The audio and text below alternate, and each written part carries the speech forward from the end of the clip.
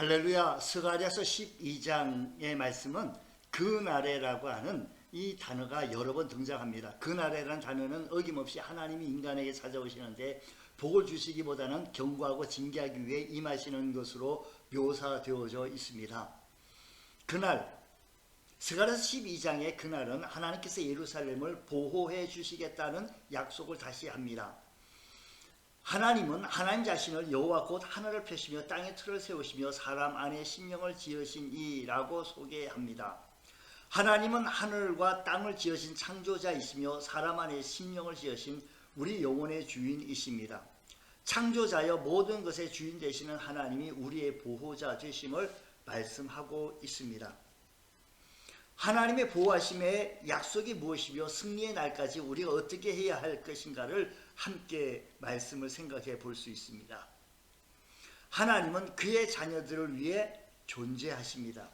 하나님은 하나님만을 자신들의 힘으로 삼고 하나님만을 의지하는 자들을 위해 그 능력의 손을 움직이십니다.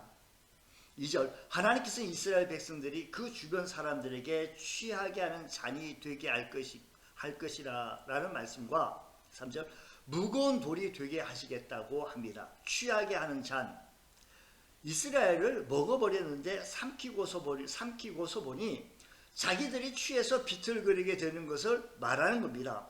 결국 공격을 하고 보니 이득을 본 것이 아니라 손해를 보았다는 것입니다.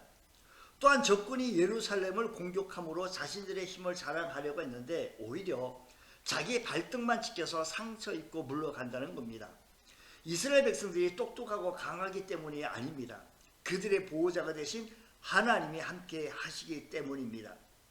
예루살렘 주민들이 하나님으로 말미암아 힘을 얻었다라고 말합니다.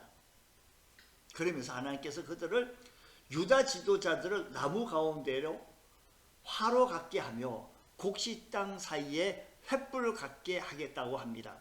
이는 그렇게 불같은 기세로 적들을 파멸시키고 승리한다는 것입니다.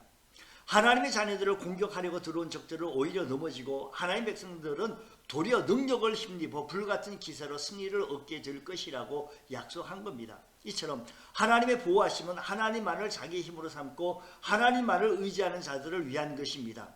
하나님만을 자신의 힘으로 삼고 하나님만을 의지함으로 하나님의 보호하심 가운데 승리자가 되시는 우리 주의 풍성한 성도 여러분들 되시기 소망합니다. 하나님의 보호하심은 애통하는 자를 위한 것입니다. 10절에 하나님께서 예루살렘 주민의 은총과 간구하는 심령을 부어주신다고 합니다. 여기에서 간구라는 것은 단순히 간절한 기도를 가리키는 것이 아니라 애통하는 회개의 기도를 의미하는 것입니다. 죄인이 얻을 수 있는 최고의 복, 성도들이 누릴 수 있는 최고의 복은 애통하는 마음입니다. 애통하는 마음만이 정결케 하는 길을 인도하며 하나님을 볼 수 있게 하고 하나님과 교통할 수 있도록 이끌 수 있습니다. 이스라엘 백성들이 애통해야 할 이유는 하나님의 아들 예수 그리스도를 십자가에 못 박아 죽였습니다. 이것이 인간의 패역함의 절정이었습니다. 그러나 하나님의 은혜로 회개의 영을 얻은 자들은 자신의 찔려 못 박은 예수 그리스도를 바라보고 애통하게 된다는 겁니다. 그 누구도 하나님의 은총 없이는 십자가에 달린 예수 그리스도를 바라봄이 없이는 참된 애통함과 회개를 경험할 수 없습니다. 애통하는 자에게 하나님의 위로하심이 주어집니다. 하나님은 애통한 자를 긍휼히 여겨주시고 깨끗하게 시켜주시고 놀랍게 회복시켜 주십니다. 애통하는 자를 끝까지 책임져 주신다는 겁니다. 이것이 진정한 보호이라는 말씀입니다.